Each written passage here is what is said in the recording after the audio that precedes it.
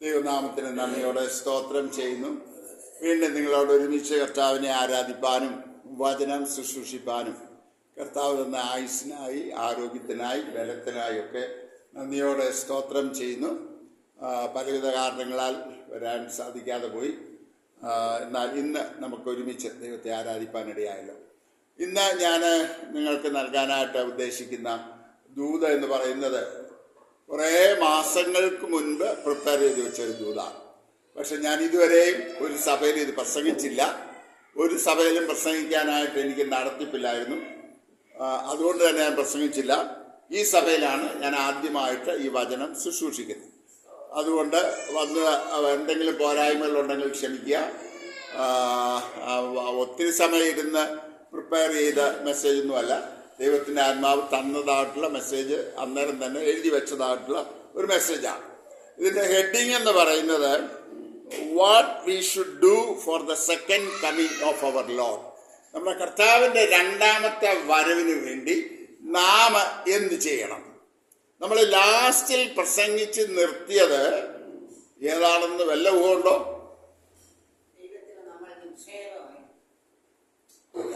കർത്താവിൻ്റെ രണ്ടാമത്തെ വരവിങ്കൽ സംഭവിക്കുന്ന സംഭവങ്ങളുടെ സെക്കൻഡ് പാർട്ടാണ് നമ്മൾ ലാസ്റ്റിൽ ചിന്തിച്ചത്. അതുകൊണ്ട് തന്നെ ഇന്ന് കർത്താവിൻ്റെ വരവിന് വേണ്ടി, കർത്താവിൻ്റെ വരവ് പലരും ചോദിക്കുന്നതാണ്, കർത്താവിൻ്റെ വരവിന് വേണ്ടി ഞാനും നിങ്ങൾ എന്തെങ്കിലും ചെയ്യാറുണ്ടോ? നമുക്ക് എന്തെങ്കിലും പാർട്ടുണ്ടോ? അതിന് ഒരുങ്ങണം, അതിലേക്ക് ഞാൻ വരിക അല്ലേ? അത്രയേ ഉള്ളൂ നമ്മുടെ പാർട്ട് എന്ന് പറയുന്നത്. കാരണം കർത്താവ് എപ്പോൾ വരണമെന്നുള്ളത് പിതാവ് തീരുമാനിക്കുന്നതാണ്. പിതാവ് തീരുമാനിക്കുന്ന സമയത്ത് പുത്രൻ ഭൂമിയിലേക്ക് നമ്മളെ ചേർക്കാൻ വാനമേഘത്തിൽ വരും, നാം എടുക്കപ്പെടും. അത് ഒരു വശം. എന്നാൽ അത് കർത്താവ് ചെയ്യുന്ന പ്രക്രിയയാണെങ്കിലും നമ്മളെ സംബന്ധിച്ചിടത്തോളം from our part we have to do certain things. ചില കാര്യങ്ങൾ നമ്മൾ ചെയ്യണം. അതെന്തൊക്കെയാണെന്നാണ് ഇന്ന് ദൈവവചനത്തിന്റെ അടിസ്ഥാനത്തിൽ ചിന്തിക്കാനായിട്ട് ഞാൻ ആഗ്രഹിക്കുന്നു. ഒന്നാമതായിട്ട് നാം മനസ്സിലാക്കേണ്ട ഒരു കാര്യം, we should be fully aware that the Lord will definitely come. നമ്മുടെ കർത്താവ് വരുമെന്നുള്ളതിനെ കുറിച്ച് നമുക്ക് എന്തുണ്ടായിരിക്കണം? ഒരു ഉറപ്പുണ്ടായിരിക്കും അല്ലേ? വരുമെന്ന് ഉറപ്പുണ്ടെങ്കിലല്ലേ അവൻ്റെ ഒരുങ്ങേണ്ട കാര്യമുള്ളൂ അല്ലേ? സംഭവിക്കാത്ത ഒരു കാര്യത്തിന് വേണ്ടി നമ്മൾ ഒരുങ്ങേണ്ട കാര്യമൊന്നുമില്ല. ഈ ലോകത്തിലേക്ക് നോക്കിയാൽ അനേകരും തിന്നും കുടിച്ചും ജീവിച്ച് ഇങ്ങനെ പോകുന്നതല്ലാതെ അതിനപ്പുറമായിട്ടൊരു ചിന്ത അവർക്കില്ല. ആത്മീയഗോളത്തിൽ പോലും അത് വ്യാപരിച്ചിരിക്കുന്ന ഒരു കാലഘട്ടത്തിലാണ് ഞാനും നിങ്ങളും ജീവിക്കുമ്പോൾ ഒന്നാമത് നമ്മൾ മനസ്സിലാക്കിയിരിക്കേണ്ട സത്യമെന്ന് പറയുന്നത് കർത്താവ് വരുമെന്നുള്ളത് ഒരു അലംഘിതമായ സത്യമാണ്. എന്തുകൊണ്ടെന്ന് നമ്മൾ ചിന്തിച്ചു. ഒന്ന്, കർത്താവ് തന്നെ തന്റെ ശിഷ്യന്മാരോട് പറഞ്ഞു. മത്തായിയുടെ സുവിശേഷം 14-ാം അധ്യായത്തിന്റെ 3-ാം വാക്യം വായിച്ചു വന്നു. ഞാൻ നിങ്ങൾക്ക് സ്ഥലമൊരുക്കാൻ പോകുന്നു, ഞാൻ പോയി സ്ഥലമൊരുക്കിയാൽ പിന്നെയും വന്ന് നിങ്ങളെ എൻ്റെ അടുക്കൽ ചേർത്തുകൊള്ളും. അപ്പൊ കർത്താവ് വ്യക്തമായിട്ട് പറഞ്ഞു, ഞാൻ പിന്നെയും വരും, നിങ്ങളെ എൻ്റെ അടുക്കൽ ചേർത്തുകൊള്ളും. രണ്ടാമത്, കർത്താവ് ഉയർത്തെഴുന്നേൽക്കുന്ന സമയത്ത് ശിഷ്യന്മാർ മേലോട്ട് നോക്കി നിൽക്കുമ്പോൾ 2 ദൂതന്മാർ ശിഷ്യന്മാരോട് പറയുകയാണ്, ഗലീല പുരുഷന്മാരെ, നിങ്ങൾ ആകാശത്തിലേക്ക് നോക്കി നിൽക്കുന്നത് എന്ത്? നിങ്ങളെ വിട്ട് സ്വർഗാരോഹണം ചെയ്ത യേശു അവൻ പോകുന്നവനായി നിങ്ങൾ കണ്ടതുപോലെ തന്നെ അവൻ വീണ്ടും വരും. അപ്പോൾ കർത്താവിന്റെ ജനനത്തെ കുറിച്ച് ഒരു ദൂതൻ പറഞ്ഞതായിട്ടുള്ള പ്രവചനം ചരിത്രത്തിൽ നിറവേറിയെങ്കിൽ അവൻ മരിച്ച് ഉയർത്തെഴുന്നേൽക്കുമ്പോൾ സ്വർഗത്തിലേക്ക് പോകുമ്പോൾ 2 ദൂതന്മാർ പറയാണ്, ഇവൻ വീണ്ടും വരിക തന്നെ ചെയ്യും. അപ്പോൾ ഒരു ദൂതൻ പറഞ്ഞത് നിവൃത്തിയായെങ്കിൽ 2 ദൂതന്മാർ പറയുന്നു പറഞ്ഞാൽ ഞാൻ എപ്പോഴും പറയുന്ന ഒരു കാര്യമാണ്, giving double emphasis to the fact that our Lord will come again to take us. അത് ആണ് രണ്ടാമത്തെ കാര്യം. 3, അപ്പോസ്തലനായ പൗലോസ്, കർത്താവ് വളരെ ശക്തമായിട്ട് ഉപയോഗിച്ച അപ്പോസ്തലനായ പൗലോസ് തന്റെ ലേഖനം എഴുതുമ്പോൾ, എബ്രായ ലേഖനം എഴുതുമ്പോൾ, എബ്രായ ലേഖനം 9-ാം അധ്യായത്തിന്റെ 28-ാം വാക്യം ഒന്ന് വായിച്ചു. Hebrews chapter 9 verse 28. എബ്രായർ 9:28. ക്രിസ്തുവും അങ്ങനെ തന്നെ അനേകരുടെ പാപങ്ങളെ ചുമപ്പാൻ ഒരിക്കൽ അർപ്പിക്കപ്പെട്ടു. തനിക്കായി കാത്തു നിൽക്കുന്നവരുടെ രക്ഷയ്ക്കായി അവൻ പാപം കൂടാതെ രണ്ടാമത് പ്രത്യക്ഷനാകും. സ്വർഗീയമായ വെളിപ്പാടുകൾ ലഭിച്ചതാണുള്ള പൗലോസ് അനേകം ഈടുറ്റ ലേഖനങ്ങൾ സഭയ്ക്ക് ദാനമായി നൽകിയ പൗലോസ് പറയുകയാണ്, അവൻ പ്രത്യക്ഷനാകും, പാപം കൂടാതെ രണ്ടാമത് പ്രത്യക്ഷനാകും. അപ്പോൾ ഈ മൂന്ന് ഭാഗങ്ങൾ, ഒന്ന് കർത്താവ് തന്നെ പറഞ്ഞു, രണ്ട് ദൂതന്മാർ പറഞ്ഞു, മൂന്ന് എബ്രായ ലേഖനത്തിൽ പൗലോസ് പറയാണ്, അവൻ പാപം കൂടാതെ വീണ്ടും രണ്ടാമത് പ്രത്യക്ഷനാകും. അപ്പോൾ വളരെ വ്യക്തമാണ് ദൈവത്തിന്റെ വചനം നമ്മളെ പഠിപ്പിക്കുന്നു, our Lord will come again to take us back to his presence. അവന്റെ സന്നിധിയിലേക്ക് നമ്മളെ കൊണ്ടുപോകുവാൻ കർത്താവ് മേഘങ്ങളിൽ പ്രത്യക്ഷപ്പെടുക തന്നെ ചെയ്യും. അപ്പൊ ഇത് നമ്മൾ ഉറയ്ക്കണം. വി ഷുഡ് ബി ഇതാണ് നമ്മുടെ ഹൃദയത്തിൽ അങ്ങ് സീൽ ചെയ്ത് വെക്കണം. ഇപ്പൊ പലരും പറയുന്നൊരു കാര്യമുണ്ട്, കർത്താവ് വരും എന്ന് പറഞ്ഞ് നിങ്ങൾ പ്രസംഗിക്കാൻ തുടങ്ങിയിട്ട് എത്ര നാളായി? ഈയിടെ കുറച്ചാൾ മുമ്പ് എന്നെ വളരെ സ്നേഹിക്കുകയും ചെയ്യുന്ന ഒരു അച്ഛൻ എന്നോട് പറഞ്ഞു, എന്താ സാറും ഇപ്പം രണ്ടാം വരവൊന്നും പ്രസംഗിക്കുന്നില്ലയോ എന്ന് ചോദിച്ചു. ഞാൻ ചോദിച്ചു, അതെന്താ അച്ഛൻ? അല്ല, സാറിന്റെ പ്രസംഗങ്ങളൊക്കെ എനിക്ക് അയച്ചു തരുന്നതാണല്ലോ, രണ്ടാം വരവിന്റെ പ്രസംഗമൊന്നും ഇപ്പം കിട്ടുന്നില്ലല്ലോ എന്ന്. അപ്പം വാസ്തവത്തിൽ എന്റെ ചെറുപ്പത്തിലൊക്കെ പെന്തിക്കോസ്ത് സഭകളിൽ ചെന്നാൽ അവിടെ കൺവെൻഷനിൽ മുഴങ്ങിക്കേൾക്കുന്ന ശബ്ദം മുഴുവൻ കർത്താവിന്റെ രണ്ടാമത്തെ വരവിനെ കുറിച്ചാണ്. കാരണം അന്ന് ദൈവജനം കഷ്ടതയുടെ മാർഗത്തിലാണ്, പട്ടിണിയുടെ മാർഗത്തിലാണ്, പ്രതികൂലങ്ങളുടെ മാർഗത്തിലാണ്. ആ പ്രതികൂലങ്ങളിലും കഷ്ടങ്ങളിലും രോഗങ്ങളിലും നിരാശകളിലും മുമ്പോട്ട് പോകാൻ കഴിയാതെ വിഷമിക്കുന്ന ദൈവജനത്തിനുണ്ടായിരുന്ന ഏക പ്രത്യാശ എന്ന് പറഞ്ഞാൽ കർത്താവ് തങ്ങളെ ചേർക്കാൻ മധ്യാകാശത്തിൽ വേഗം വരുമെന്നുള്ള പ്രത്യാശയാണ്. പക്ഷെ ഇന്ന് സഭയെ സംബന്ധിച്ചിടത്തോളം ദൈവം അനുഗ്രഹിച്ചു, നമുക്കൊന്നിനും കുറവില്ല. അതുകൊണ്ട് പലരുടെയും ചിന്തയിക്കുവാണ്, കർത്താവ് ഇപ്പോഴെങ്കിലും വരണ്ട. കാരണം ഞങ്ങൾ എന്തുമാത്രം വസ്തുക്കളെ വാങ്ങി കൂട്ടി വെച്ചേക്കുന്നത് അല്ലേ? നമ്മുടെ അടുത്ത് തന്നെ നല്ല ലക്ഷക്കണക്കിന് വിലവാക്കി വലിയൊരു ഹോൾ വരും. അപ്പൊ കർത്താവ് വന്നാൽ പിന്നെ എങ്ങനെയാ പോകാൻ പറ്റുക? കുറ്റം പറഞ്ഞല്ലേ, തമാശക്ക് പറഞ്ഞതാ. കാരണം നമ്മള് we are planning for centuries അല്ലേ? നമ്മൾ കർത്താവ് വരും നമ്മൾ പറയുകയും ചെയ്യും. നമ്മളിങ്ങനെ വയലോട് വയൽ കൂട്ടിച്ചേർത്ത് ബാങ്ക് ബാലൻസ് ഇങ്ങനെ വർദ്ധിപ്പിച്ച് അയലോക്കത്തുകാരുടെയും മാന്തി, ഇപ്പുറത്തെയും മാന്തി, സഹോദരന്റെ കേസും കൊടുത്ത് ആന്യഗോളം ഇത്ര വഷളായിരിക്കുന്ന ഒരു കാലഘട്ടത്തിൽ ഇന്ന് അതുകൊണ്ട് പ്രസംഗങ്ങൾ പോലും പ്രസംഗിക്കുന്നത് നിർത്തി രണ്ടാമത്തെ വരവ്, വളരെ ചുരുക്കമായ രണ്ടാമത്തെ വരവ് ദൈവദാസന്മാർ പ്രസംഗിക്കുന്നുള്ളൂ. ഞാൻ ആരും കുറ്റം പറയുന്നതല്ല, പ്രിയമുള്ളത്, സത്യം നമ്മൾ മനസ്സിലാക്കണം. പക്ഷേ കർത്താവ് പറഞ്ഞു, നോഹയുടെ കാലത്തെന്ന പോലെ കർത്താവിന്റെ വരവ് സംഭവിക്കും അല്ലേ? നോഹ പ്രസംഗിച്ചത് എന്തുവാ? ഭൂമി പ്രളയം കൊണ്ട് നശിക്കാൻ പോകുന്നു. അന്ന് മഴയുണ്ടോ? മഴയെന്ന് പറഞ്ഞൊരു സാധനം കണ്ടിട്ട് പോലുമില്ല, കേട്ടിട്ട് പോലുമില്ല, ഇങ്ങനൊരു സാധനം ഉണ്ടെന്ന് പോലും അറിയത്തില്ല. പക്ഷേ നീതിപ്രസംഗിയായ നോഹ വിശ്വാസത്താൽ പെട്ടകം പണിത് അതിനകത്ത് കയറിയവർ മാത്രം രക്ഷപ്പെട്ടു അല്ലേ? ദൈവം പെട്ടകത്തിന്റെ വാതിലടച്ചു, വെള്ളം പൊങ്ങി, നോഹയും അവരോടുകൂടെ പെട്ടകത്തെ പ്രവേശിച്ച ആളുകളും മൃഗങ്ങളും മാത്രം രക്ഷപ്പെട്ടു, ബാക്കി ജനം മുഴുവൻ നശിപ്പിക്കപ്പെട്ടു. പ്രിയമുള്ളവരെ, ഇവിടെ ഒരു സത്യം കൂടി ഞാൻ ഓർമ്മിപ്പിക്കട്ടെ. ഇന്ന് ഒരുപാട് വിപരീത ഉപദേശങ്ങൾ പ്രചരിക്കുന്ന ഒരു കാലഘട്ടത്തിലാണ്. ചില വലിയ ദേവദാസന്മാർ എന്ന് പറയുന്നവർ തന്നെ പ്രസംഗിക്കുന്നത് കർത്താവിന്റെ വരവ് മഹാപീഡന കാലം കഴിഞ്ഞേ ഉള്ളൂ, അതുകൊണ്ട് നിങ്ങൾ ഇപ്പോഴൊന്നും പേടിക്കണ്ട, ഏതായാലും പീഡനത്തിൽ കൂടെ കടക്കേണ്ടി വരും, പീഡനത്തിൽ കൂടെ കടന്നു കഴിഞ്ഞ് നിങ്ങൾ അന്നേരം കർത്താവിന് വേണ്ടി നിന്നാൽ മതി, അങ്ങ് പോകാമെന്നുള്ള ഒരു ഉപദേശം.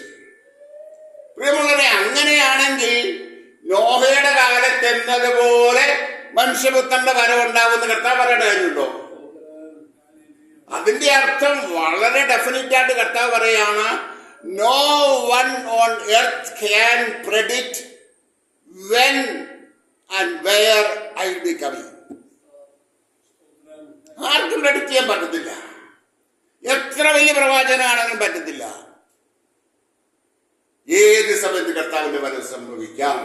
അങ്ങനെയാണെങ്കിൽ കർത്താവിന്റെ വരവിന് വേണ്ടി നാം എന്ത് ചെയ്യണം എന്നുള്ളതാണ് നമ്മൾ ചിന്തിക്കാനായിട്ട് പോകുന്നത്. ഒന്നാമത്തെ കാര്യം പറയുന്നത് നമുക്കെടുക്കാം മത്തായിയുടെ സുവിശേഷം 24-ാം അധ്യായത്തിന്റെ 42-ാം വാക്യം, 44-ാം വാക്യം. നിങ്ങളുടെ കർത്താവ് ഏത് ദിവസത്തിൽ വരുന്നുവെന്ന് നിങ്ങൾ അറിയായിക കൊണ്ട് ഉണർന്നിരിപ്പീൻ. പിന്നെ 34, അങ്ങനെ നിങ്ങൾ നനയ്ക്കാത്ത 44, അങ്ങനെ നിങ്ങൾ നനയ്ക്കാത്ത നാളിൽ മനുഷ്യപുത്രൻ വരുന്നത് കൊണ്ട് നിങ്ങളും ഒരുങ്ങിയിരിപ്പീൻ. അപ്പൊ നമ്മൾ എന്ത് ചെയ്യണം? ഉണർന്നിരിക്കണം, ഒരുങ്ങിയിരിക്കണം. എന്താ ഉണർന്നിരിക്കുക? ഇപ്പൊ നമ്മളെല്ലാം ഇവിടെ ഉണർന്നിരിക്കല്ലേ? ആണോ? ആർക്കറിയാല്ലേ? ആരാണ്ടൊക്കെ എവിടെ എല്ലാം പോയോ?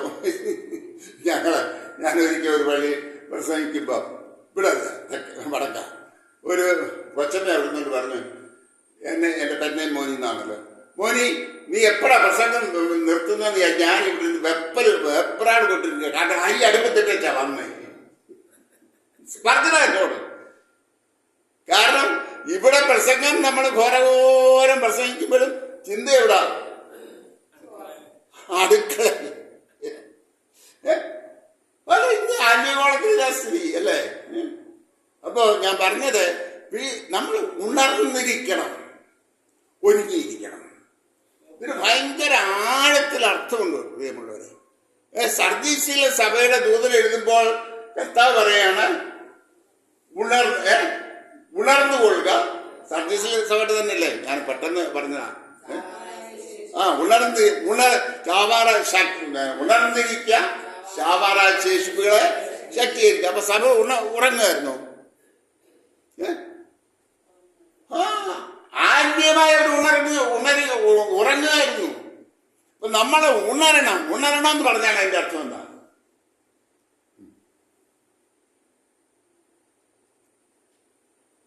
എല്ലാവരും ഏതാണ്ട് വലിയ ഡോക്ടറേറ്റ് ഉള്ള തീസിസ് സബ്മിറ്റ് ചെയ്യുന്ന ഉള്ള ഗൗരവത്തിലായിരിക്കുന്നത്. ഉണർന്നിരിക്കുക എന്ന് പറഞ്ഞ അർത്ഥം എന്താ? ആക്റ്റീവായിരിക്കുക എന്ന് പറഞ്ഞാൽ നമ്മൾ വളരെ ശ്രദ്ധയോടും കരുതലോടും കൂടെ ഇരിക്കണം, അല്ലേ? We should be alert all the time. We should be conscious all the time, അല്ലേ? ഇംഗ്ലീഷിലെ കുറച്ചുകൂടെ നല്ല വാക്കുകൾ, അല്ലേ? We should be alert.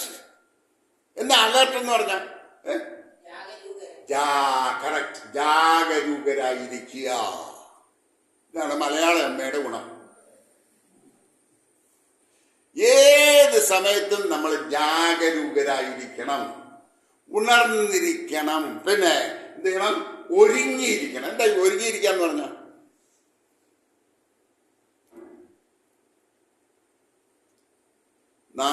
നിങ്ങളുടെ കല്യാണ തലേന്ന് ഞാൻ തന്നെ പിടിച്ചേക്കാം. കല്യാണ തലേന്ന് ഒരു ഒരുക്കം ഇല്ലാതാന്നോ തങ്ങച്ച കെട്ടാനായിട്ട് കഴുത്ത് കാണിച്ചു കൊടുത്ത് അന്നോ? അല്ല, എന്തോ ഒരു ഒരുക്കമായിരുന്നില്ലയോ? അത് ചുമ്മാതാ. അതൊക്കെ ചുമ്മാതാ. ഇന്നത്തെ അത്ര ഒരുക്കമൊന്നും ഇല്ലല്ലോ. അന്നും ഉണ്ട് ഒരുക്കം. അതൊക്കെ വെറുതെ പറയുന്നു, ചുമ്മാതിരി. ഇന്നത്തെ കാലത്തിനനുസരിച്ച് ഒരുക്കമൊന്നും ഇല്ലെങ്കിലും അന്നും മണവാളനെക്കാട്ടിൽ ഒരുങ്ങുന്നവരാ മണവാട്ടിയാ, ഒരു സംശയമില്ല. എന്തൊരു ബഹളം, രാത്രി മുഴുവൻ എന്തൊരു ബഹളം. ആളുകളെല്ലാം ഒരുങ്ങുക മോളെ കല്യാണത്തിന് വേണ്ടിയിട്ട്, അല്ലെ സഹോദരിയുടെ കല്യാണത്തിന് വേണ്ടിയിട്ട്, അല്ലെ പ്രിയപ്പെട്ടവരുടെ കല്യാണത്തിന് വേണ്ടിയിട്ട്. അപ്പോ മണവാട്ടിയെ ഒരുക്കിയെടുക്കുക. മണവാളിന് ഒരു പക്ഷെ അത്ര ഒരുക്കമൊന്നും സാധാരണ കാണത്തില്ല. പക്ഷെ മണവാട്ടി നന്നായിട്ട് ഒരുക്കും. നമ്മളാരാ? നമ്മൾ നേരത്തെ പാടിയല്ലേ? മണവാളന്റെ ആത്മമണവാളനായ ക്രിസ്തുവിന്റെ മണവാട്ടിയാണ് നാം. ഹല്ലേലൂയ. അങ്ങനെയാണെങ്കിൽ നമ്മുടെ കർത്താവുമായിട്ടുള്ള നമ്മുടെ വിവാഹമാണ് മധ്യാകാശത്തിൽ നടക്കുന്നത്. ഇതൊരു ആലങ്കാരിക ഭാഷയാണ്, ഒരു ഫിഗറേറ്റീവ് യൂസേജ് ആണ്. എന്നാൽ അതിന് വലിയ അർത്ഥമുണ്ട് അല്ലേ? അപ്പോ അങ്ങനെയാണ്. അതുകൊണ്ടാണ് ശുദ്ധവും ശുഭ്രമായ നിർമ്മല വസ്ത്രം ധരിച്ച് മണവാളന് വേണ്ടി ഒരുക്കപ്പെട്ടിരിക്കുന്ന മണവാട്ടിയെ പോലെ എന്ന് പറയുന്നത് അല്ലെ സഭയെ കുറിച്ച് പറയുന്നത്. എത്ര അർത്ഥമാണ്! ശുദ്ധവും ശുഭ്രമായ നിർമ്മല വസ്ത്രം ധരിച്ച് മണവാളന് വേണ്ടി ഒരുക്കപ്പെട്ടിരിക്കുന്ന മണവാട്ടിയെ പോലെ പരിശുദ്ധാത്മാവ് എന്നെയും നിങ്ങളെയും ഒരുക്കിയെടുക്കുകയാണ്. ഹല്ലേലൂയ. എത്ര വലിയ ആത്മീയ മർമ്മങ്ങളാണ്! അപ്പോൾ നാം ഒരുങ്ങിയിരിക്കണം, നമ്മൾ ഉണർന്നിരിക്കണം, ജാഗരൂകരായിരിക്കണം. ഏത് സമയത്ത് കർത്താവ് വന്നാലും എടുക്കപ്പെടത്തക്കവണ്ണം നാം ഒരുങ്ങിയിരിക്കണം. ഇനി അവിടെ ഒരുപാട് വാക്യങ്ങളുണ്ട്. ലൂക്കോസ് 12:40 വാക്യം ഒന്ന് വായിച്ചേ. ലൂക്കോസ് 12:40.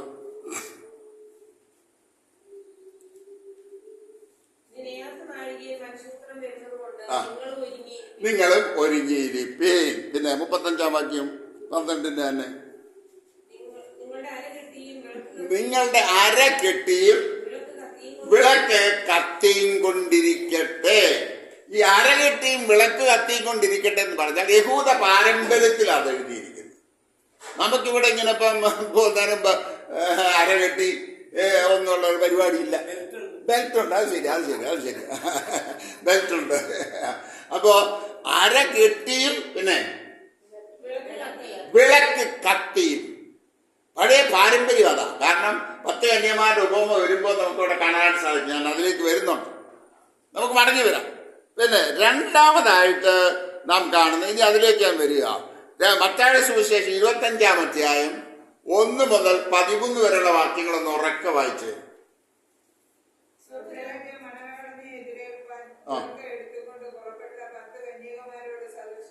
10 കന്യകമാരോട് സദൃശം. കർത്താവ് illustration of the 10 virgins.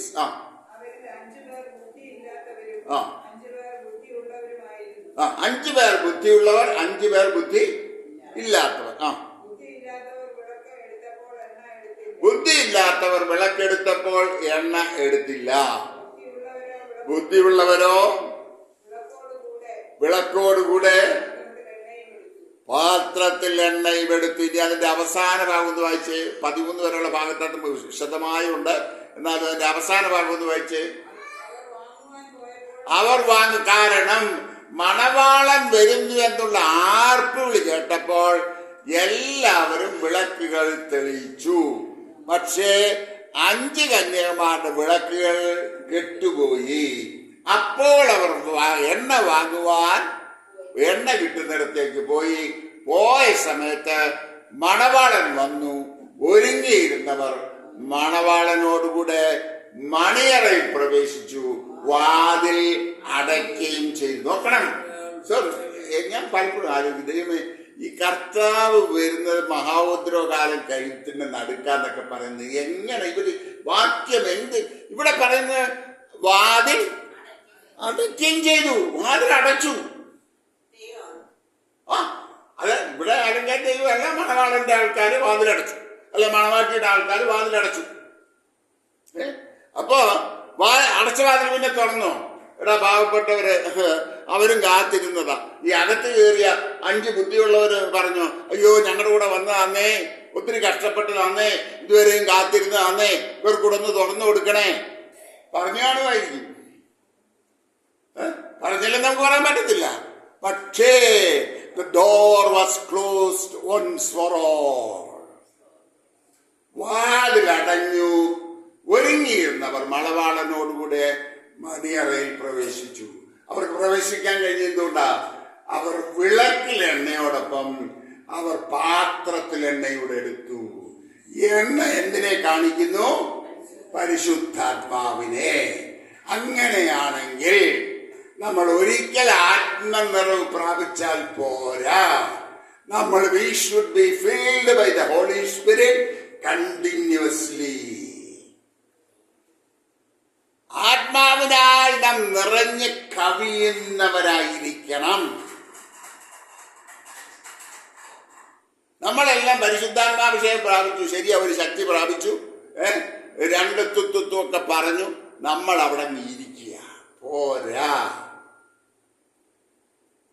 മണിക്കൂറുകളോളം നിന്ന് അന്യഭാഷ പറയുന്ന ദൈവദാസന്മാരെ ഞാൻ കണ്ട അത്ഭുതപ്പെട്ടിട്ടുണ്ട്. നമുക്കൊരു അറ്റവും മുറിയും തന്നെ വരണമെങ്കിൽ വലിയ പ്രയാസം. അതിന് പകരം നമ്മളെന്ത് പറയും? ആമേൻ ആമേൻ ആമേൻ ആമേൻ ആമേൻ ആമേൻ എന്ന് പറഞ്ഞ് തൃപ്തിപ്പെട്ടിരിക്കുക പോരാ. നാവിന്റെ കെട്ടുകളെ പൊട്ടണം. ആത്മാവിൽ നാം ആരാധിച്ച് കയറണം. ഈയിടെ ഒരു ദൈവദാസൻ പ്രസംഗിച്ചവൻ പറഞ്ഞു, സാമാധ്യം എനിക്ക് വലിയ ഇഷ്ടം അദ്ദേഹത്തിന്റെ പ്രസംഗം. നിങ്ങൾ യൂട്യൂബിൽ അദ്ദേഹത്തിന്റെ പ്രസംഗം കാണാൻ പറ്റുമെങ്കിൽ കാണണം കേട്ടോ. വളരെ ശക്തമായ വെളിപ്പാടുകളുള്ളത് ആളുടെ ദൈവദാസനാണ്. അദ്ദേഹം തന്റെ പ്രസംഗത്തിലൂടെ പറഞ്ഞു, നമ്മൾ we should enter into the spirit realm. നമ്മൾ ആരാധിച്ച ആത്മതലത്തിലേക്ക് അങ്ങ് കയറണം. When we enter into the spiritual realm, we will be connected with the power of God. ആത്മതലത്തിലേക്ക് നമ്മൾ പ്രിയമുള്ളവരെ, ഇത് ഞാൻ ഈ നാളുകളിൽ ആഗ്രഹിച്ച് പ്രാർത്ഥിക്കുന്ന കാര്യമാണ് ഈ പറയുന്നത്. ഇതൊക്കെ സാധ്യമാണ്. നമ്മൾ ആത്മാവിൽ ആരാധിച്ച് we should go up and up and up in the spiritual realm till we touch the heavenly realms. സ്വർഗീയ തലങ്ങളെ സ്പർശിക്കത്തക്കവണ്ണമുള്ള ആത്മതലത്തിലേക്ക് നമ്മൾ പ്രാർത്ഥനയിൽ കയറുന്നവരായിരിക്കണം. ഹല്ലേലൂയ. ഇതാ പരിശുദ്ധാത്മാവും കർത്താവും എന്നെയും നിങ്ങളെ കുറിച്ച് ആഗ്രഹിക്കുന്നത്. ഇന്ന് നമുക്ക് നല്ല ആരാധന കിട്ടി, അതോർത്ത് ദൈവത്തെ സ്തുതിക്കുകയാണ്. പോരാ, നമ്മൾ ആരാധിച്ച് കയറണം. ഒന്നിൽ നിന്ന് അടുത്ത പടിയിലേക്ക് കയറണം, അടുത്തിൽ നിന്ന് അടുത്ത പടിയിലേക്ക് കയറണം. ആത്മാവിൽ കുറെ ബഹളം ഉണ്ടാക്കാനൊന്നല്ല ഞാൻ പറഞ്ഞത്. ആത്മാവിൽ ആരാധിക്കുന്ന അനുഭവം എന്ന് പറഞ്ഞത് ബഹളം ഉണ്ടാക്കുന്നു. അവിടെ ചിലപ്പോൾ ബഹളം ഉണ്ടാകും. രാജാവ് ഉള്ളിടത്ത് എന്തുണ്ട്? രാജകോലാഹലമുണ്ട്. ഉച്ചനാദമുള്ള കൈത്താളങ്ങളോടുകൂടെ, ആർപ്പുവിളിയോടുകൂടെ അവനെ സ്തുതിപ്പിക്കുന്ന 150 സങ്കീർത്തനം അവസാനിക്കുന്നത്. അങ്ങനെയാണെങ്കിൽ നമ്മളെന്തിനാ പാരമ്പര്യ സഭകൾ വിട്ട് അവിടെ നമ്മൾ കുറിയലായുസ്വനും പറഞ്ഞ് ഞാനാരും കുറ്റം പറയല്ല, പക്ഷെ നമ്മൾ അത് തൃപ്തിപ്പെടാതെ ഇറങ്ങി വന്നവരാ. അങ്ങനെയാണെങ്കിൽ നമ്മൾ ആത്മാവിൽ ആരാധിച്ച് മുന്നേറണം. നമ്മുടെ വിളക്കിൽ എണ്ണയെടുക്കണം. നമ്മളെപ്പോഴും നമ്മുടെ വിളക്ക് കത്തിക്കൊണ്ടിരിക്കത്തക്കവണ്ണം പരിശുദ്ധാത്മാവിനാൽ നമ്മൾ കണക്റ്റഡ് ആയിരിക്കണം. പരിശുദ്ധാത്മാവിനാൽ നമ്മൾ ചാർജഡ് ആയിരിക്കണം. പരിശുദ്ധാത്മാവിന്റെ അത്യന്ത ശക്തി നിരന്തരമായി നമ്മൾ പ്രാപിച്ചു മുന്നേറണം. അല്ലെങ്കിൽ പ്രിയമുള്ളവരെ, ഇനി വരുന്ന കാലഘട്ടം വളരെ ദുഷ്കാലമാകുക. Very difficult times are going to come. പിടിച്ചു നിൽക്കണമെങ്കിൽ പരിശുദ്ധാത്മാവിന്റെ ശക്തമായ അഭിഷേകമില്ലാതെ നമുക്ക് പിടിച്ചു നിൽക്കാൻ സാധ്യമല്ല. ദൈവം മുഖമക്ഷമുള്ളവനല്ല. യാചിക്കുന്നവർക്ക് പരിശുദ്ധാത്മാവിനെ എത്രയധികം. നിരക്ഷിക്കപ്പെട്ട ദൈവ പൈതലാണോ? നിനക്ക് പരിശുദ്ധാത്മാവിനെ ചോദിക്കാം. മക്കളെങ്കിലോ അവകാശം. എല്ലാവർക്കും ഉള്ളതാ പരിശുദ്ധാത്മാവ്. രക്ഷിക്കപ്പെട്ട ദൈവമക്കളുടെ അവകാശമാണ് പരിശുദ്ധാത്മാവ്. നാം അത് ദാഹത്തോടെ പ്രാപിച്ചെടുക്കാൻ ദൈവം നമ്മളെ സഹായിക്കട്ടെ. അടുത്തതായിട്ട്, നാലാമതായിട്ട്, keep ourselves holy, pure and acceptable unto God. ദൈവത്തിന് പ്രസാദമാകും വണ്ണം നമ്മുടെ ജീവിതത്തെ വിശുദ്ധിയിലും ദൈവകൃപയിലും ദൈവ ഇഷ്ടത്തിലും നമ്മൾ പണിതെടുക്കണം. പ്രിയമുള്ളവരെ, യെശയ്യാ പ്രവാചകന്റെ പുസ്തകത്തിലേക്ക് നമ്മൾ വന്നാൽ 5-ാം അധ്യായത്തിലേക്ക് നോക്കി. യെശയ്യാപ്രവാചന പുസ്തകം 6-ാം അധ്യായം 1 മുതൽ 7 വരെയുള്ള ഭാഗങ്ങളൊക്കെ നമ്മൾ ഒത്തിരി ധ്യാനിച്ചിട്ടുള്ളത്. ഞാൻ അതിലേക്ക് വരാം. എന്നാൽ യെശയ്യാപ്രവാചന പുസ്തകം 5-ാം അധ്യായം ഒന്നെടുത്തേ, എല്ലാവരും ഒന്നെടുത്തേ.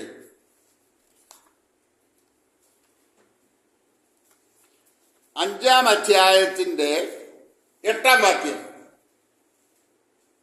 എന്നാൽ ഇതാ ഭീതി, തങ്ങൾ മാത്രം ദേശമധ്യേ പാർക്കത്തക്കവണ്ണം മറ്റാർക്കും സ്ഥലമില്ലാതാവുകയും വീടോട് വീട് ചേർക്കുകയും വയലോട് വയൽ കൂട്ടുകയും ചെയ്യുന്നവർക്ക് അയ്യോ അയ്യോ കഷ്ടം. ഇനി 12-ാം വാക്യം. 12 അതിന്റെ തന്നെ 12. അവരുടെ വിരുന്നുകളിൽ കിന്നരവും വീണയും തപ്പും കുഴലും വീഞ്ഞുമുണ്ട്. എന്നാൽ യഹോവയുടെ പ്രവൃത്തിയെ അവർ നോക്കുന്നില്ല, അവന്റെ കൈവേലയെ വിചാരിക്കുന്നതുമില്ല. അങ്ങനെ തന്റെ ജനം അറിവില്ലായ്മയാൽ വാസത്തിലേക്ക് പോകുന്നു. അവരുടെ മാന്യന്മാർ പട്ടിണി കിടക്കുന്നു, അവരുടെ ജനസമൂഹം ദാഹത്താൽ വരണ്ടു. 11 സോറി 18. 11 വായിച്ചു. അത് തന്നെ 11.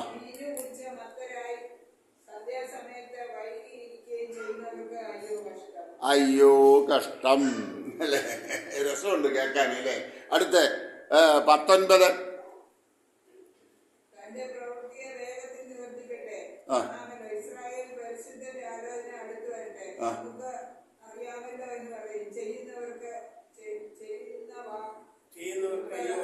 ചെയ്യുന്നവർക്ക് അയ്യോ കഷ്ടം. ഇനി 20-ാം വാക്യം. തിന്മയ്ക്ക് നന്മ എന്നും നന്മയ്ക്ക് തിന്മ എന്നും പേർ പറയുകയും ഇരുട്ടിനെ വെളിച്ചവും വെളിച്ചത്തെ ഇരുട്ടും ആക്കുകയും കയ്പിനെ മധുരവും മധുരത്തെ കയ്പും ആക്കുകയും ചെയ്യുന്നവർക്ക് അയ്യോ അയ്യോ കഷ്ടം. പിന്നെ 20-ാം വാക്യം. 20 വായിച്ചപ്പോ 20 വായിച്ച. ഇനി 21. തങ്ങൾക്ക് തന്നെ ജ്ഞാനികളായും തങ്ങൾക്ക് തന്നെ വിവേകികളായും തോന്നുന്നവർക്ക് അയ്യോ കഷ്ടം. ഇനി 24. അതുകൊണ്ട് തീ നാവ് താളടിയെ തിന്നുകളയുകയും വൈക്കോൽ ജ്വാലയാൽ ദഹിച്ചു പോവുകയും ചെയ്യുന്നത് പോലെ അവരുടെ വേര് കെട്ടുപോകും. 33 അല്ലേ? 23 ഒന്ന് എടുത്ത്.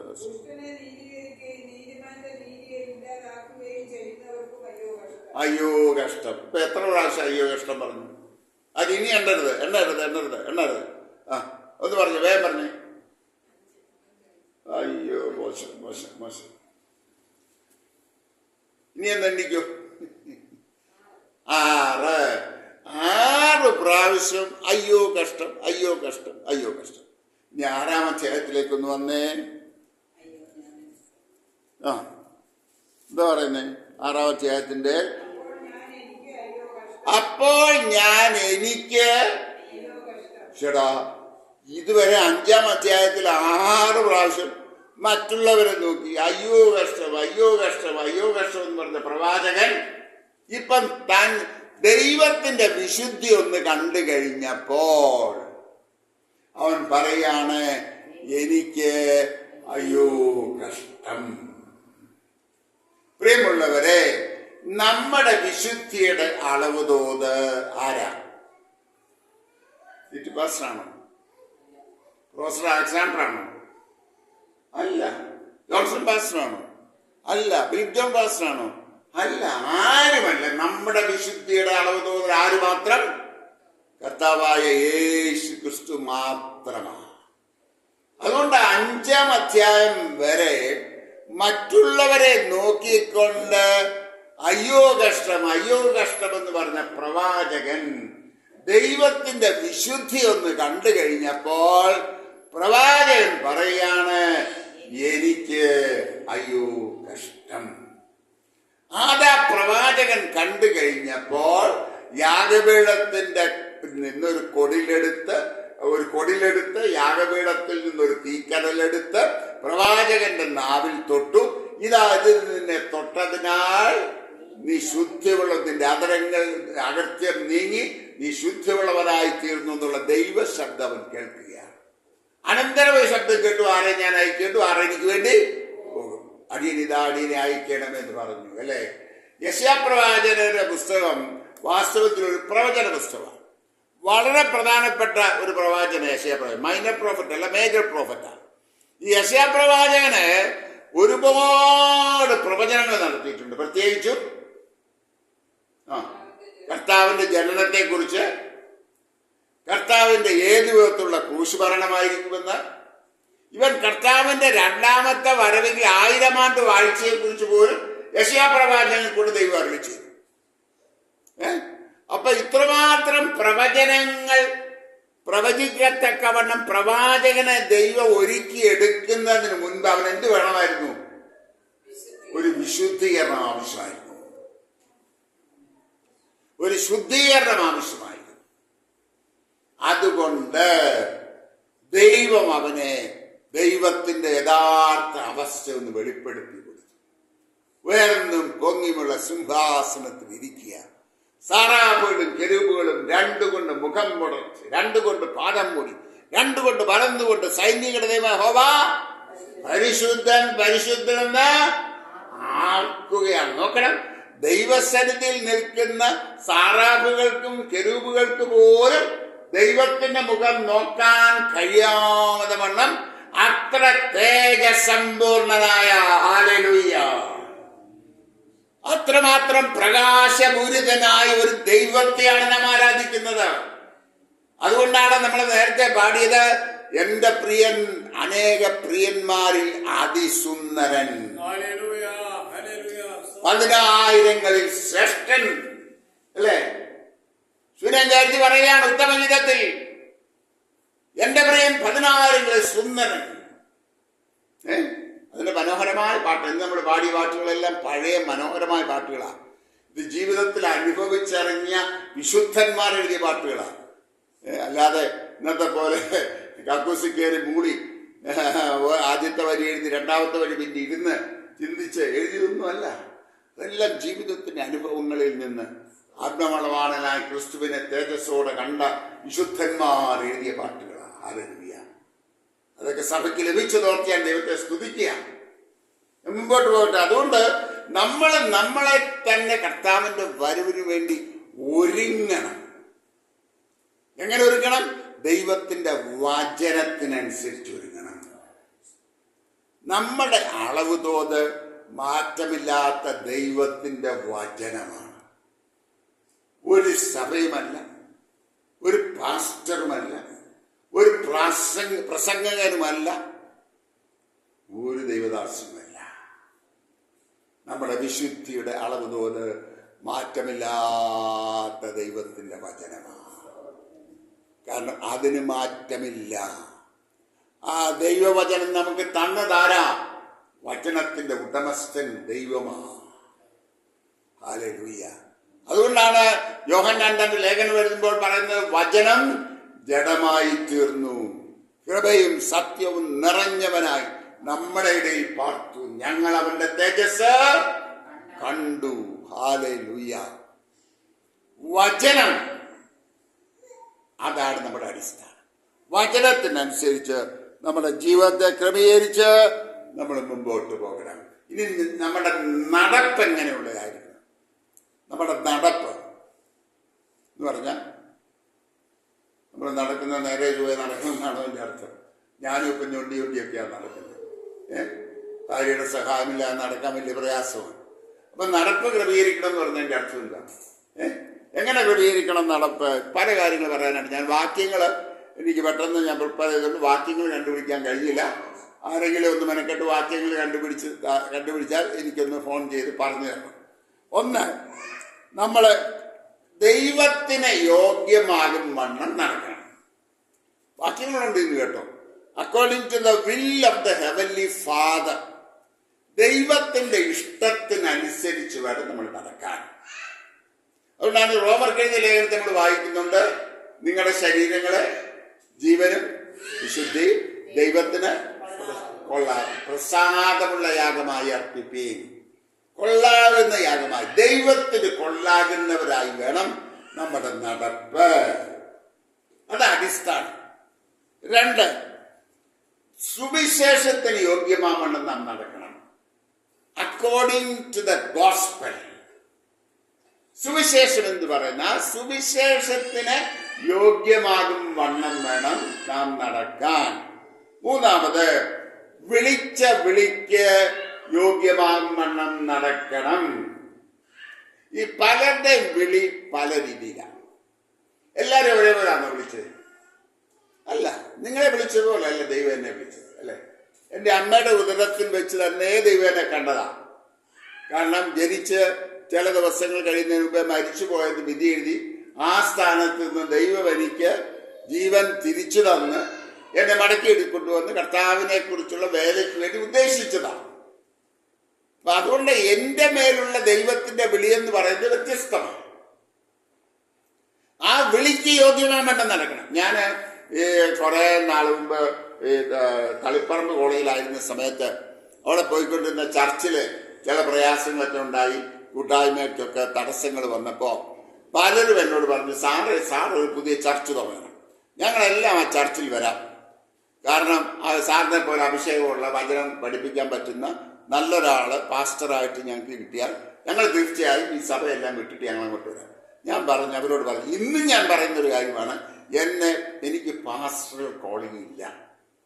ഇന്ന് ഞാൻ പരസ്യമായിട്ട് പറയാം, I have no pastoral calling. I have only an evangelistic calling. സുവിശേഷകന്റെ വിളിയാ ദൈവം എൻ്റെ പേരിലേക്ക്. അതുകൊണ്ട് ഞാൻ ഒരു സഭയിലും കയറി പാസ്റ്ററാകാൻ പോകുന്നില്ല.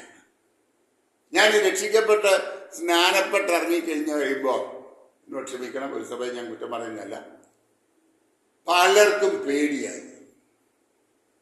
ഞാൻ അവിടുന്ന് ആളിനെയും അടിച്ചുകൊണ്ട് പോയി വേറെ സഭ തുടങ്ങിക്കളയുമെന്ന് പേടിയായി. പലരും എന്നെ സംശയത്തോട് അപേക്ഷിച്ചു. ഞാൻ തുറന്നു പറയാം, ആളും പേരൊന്നും പറയത്തില്ല. ഈ എറണാകുളത്ത് തന്നെ ചർച്ച ഒരു പാസ്റ്ററിനോട് തുറന്നു പോലും പറഞ്ഞു, സാറ് വന്നിവിടെ നിന്ന് അധികം നാൾ പ്രസംഗിച്ച എല്ലാവരും പറയും പാസ്റ്ററേക്കാളുടെ പ്രസംഗം നല്ല പ്രസംഗം സാറിൻ്റെയാന്ന് പറയുന്ന, അതാ എൻ്റെ പേടി. പറഞ്ഞ വാക്കുകളോ ആരെന്തെന്നും ഞാൻ പറയത്തില്ല. പക്ഷെ ഞാൻ അന്ന് ഇന്ന് ഒരേപോലെ പറയാ, എന്നെ വിളിച്ചത് സുവിശേഷം അറിയിക്കാനാ. എന്നെ വിളിച്ചത് ആത്മാക്കളെ ബലപ്പെടുത്താനാ, ക്ഷീണിച്ചിരിക്കുന്നവരെ ബലം പകരാനാ, തളർന്ന മുഴങ്കാലിനെ ബലപ്പെടുത്താനാ. അല്ലാതെ പാസ്റ്റർ കോളിംഗ് എനിക്കില്ല. പാസ്റ്റർ കോളിംഗ് ഇല്ലാതെ പാസ്റ്ററായി കയറി നിന്നാൽ you will be an utter failure. That is not the will of the Lord. കർത്താവ് നിങ്ങളെ കുറിച്ച് എന്താഗ്രഹിക്കുന്നോ അത് ദൈവസന്നിധിയിൽ ഇരുന്ന് മനസ്സിലാക്കി നിങ്ങൾ അതിനനുസരിച്ച് ജീവിക്കുക. എന്ന് പറഞ്ഞാൽ ഇവിടെ ഇരിക്കുന്ന എല്ലാവർക്കും പ്രസംഗിക്കാൻ ദൈവം ഉദ്ദേശിച്ചിട്ടില്ല. ചിലർക്ക് പ്രാർത്ഥനാവനോ കൊടുത്തേക്കുന്നേ, അനേകർക്ക് വേണ്ടി പ്രാർത്ഥിക്കാൻ, ദേശത്തിന് വേണ്ടി പ്രാർത്ഥിപ്പാൻ, ദൈവദാസന്മാർക്ക് വേണ്ടി പ്രാർത്ഥിപ്പാൻ, അതൊരു വലിയ ശുശ്രൂഷയാ. പ്രിയമുള്ളവരെ, ഈ പുറകിലിരുന്ന് പ്രാർത്ഥിക്കുന്ന ശുശ്രൂഷ ചെറുതാന്ന് ആരും വിചാരിക്കരുത് കേട്ടോ. വലിയ മിനിസ്ട്രിയാ. പഴയ നിയമത്തിൽ അത് വ്യവസ്ഥ പോലെ കൊണ്ട് യുദ്ധത്തിന് പോകുന്നവനും സാമാന്യങ്ങൾ കരിയിരിക്കുന്നവനും ഒരേ പ്രതിഫലം എന്ന് പറഞ്ഞാൽ, മുന്നിൽ നിന്ന് യുദ്ധം ചെയ്യുന്ന ദൈവദാസന് കിട്ടുന്ന പ്രതിഫലം, അതേ പ്രതിഫലം ആ ദൈവദാസന് വേണ്ടി പുറകിലിരുന്ന് കണ്ണുനീരോടെ പ്രാർത്ഥിക്കുന്ന ഓരോ ദൈവവേദനകളുണ്ട്. ഇത് ഞാൻ വചനാടിസ്ഥാനത്തിലാണ് പറയുന്നത്. കാരണം ദാവീദ് പോയി സിഗ്ലാഗ് പിടിച്ചടക്കി എല്ലാം കൊള്ളയും കൊണ്ട് വരുമ്പോ കുറെ പേര് പുറകൊടുത്തു, നമ്മുടെ കൂടെ വരാത്ത, യുദ്ധത്തിന് വരാത്തവർക്ക് ആർക്കും 10 പൈസ പോലും കൊടുത്തേക്കുന്നത്. ദാവീദ് പറഞ്ഞു, നത്തിങ് ഡൂയിങ്. കൊള്ളയ്ക്ക് പോയവനും നമ്മുടെയൊക്കെ സാമാനങ്ങൾ സൂക്ഷിച്ചുകൊണ്ട് പുറകിലിരുന്നവനും ഒരേ പ്രതിഫലം. ഹല്ലേലൂയ. അങ്ങനെയാണെങ്കിൽ പ്രാർത്ഥിക്കുന്ന ദൈവ പൈതലേ, നീ പ്രസംഗിക്കുന്നില്ലായിരിക്കാം, പക്ഷെ നിനക്ക് ദൈവസന്നിധി വലിയ പ്രതിഫലം. ഹല്ലേലൂയ. മറന്നു പോകരുത്. അതുകൊണ്ട് പ്രാർത്ഥന വലിയൊരു ശുശ്രൂഷയാ. അതിനാണോ ദൈവം നിന്നെ വിളിച്ചത്? പ്രാർത്ഥിക്കുക, മടങ്ങായി മടങ്ങി പ്രാർത്ഥിക്കുക. ആരും നിന്നെ അറിഞ്ഞില്ലെന്ന് വരും. ഈ ഞങ്ങൾക്കുള്ള കുഴപ്പത്താന്നറിയാമോ? ഞങ്ങൾ പ്രസംഗിച്ച് കഴിയുമ്പോൾ എത്ര ആയാലും കുറെ പേര് പറഞ്ഞു ഞങ്ങളോട് മോളുള്ള പ്രസംഗമായിരുന്നു. അപ്പം ഞാനും ഞാനും മോശമല്ല, ഐ ആം സംതിങ്. വലിയ പ്രയാസമാണ്. ഒരിക്കൽ ദേവദാസനോട് ഒരാള് പ്രസംഗം കഴിഞ്ഞ് ഇറങ്ങി വന്നപ്പോൾ പറഞ്ഞു, നല്ല പ്രസംഗമായിരുന്നു പാസ്റ്റർ. പാസ്റ്റർ വളരെ കൂട്ടാക്കി പറഞ്ഞു, സഹോദരൻ, നിങ്ങൾ പറയുന്നതിന് മുമ്പേ പിശാച് എന്നോട് വന്ന് പറഞ്ഞാൽ ഇത്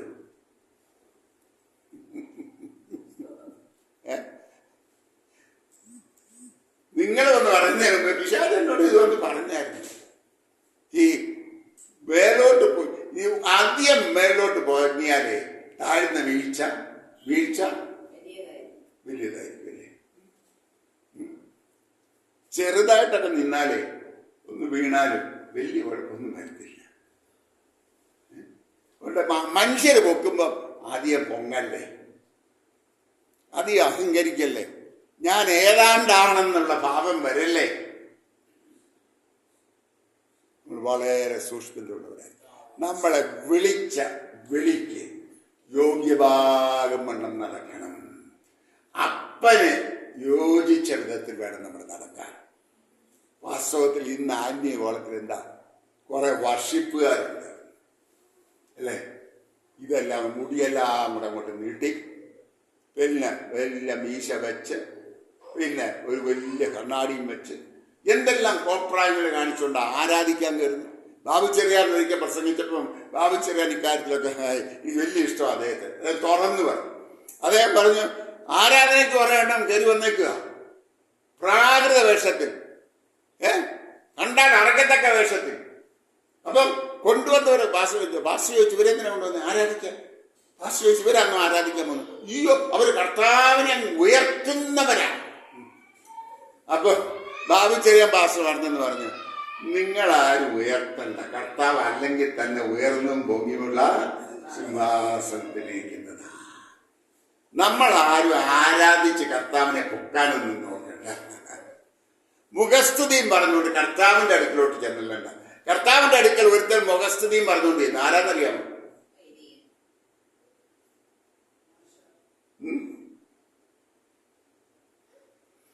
അല്ലേ അല്ല.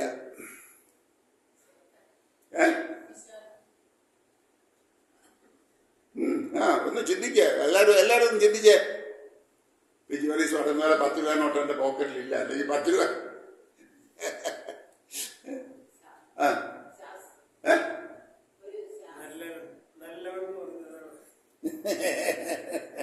പാസ്റ്ററിന് വേണ്ടി പറഞ്ഞു തെറ്റിപ്പോയ പാസ്റ്ററിനും അറിയത്തില്ലെന്ന് ബാറ്റ്സുമായി പോകുന്നില്ലേ. ഒറ്റ ഒരു മനുഷ്യനെ നല്ല മുഖത്തടിച്ചതുപോലെ കർത്താവർത്താനം അവൻ വലിയ പൊക്കിക്കൊണ്ട് എന്നതാണ്. അല്ല,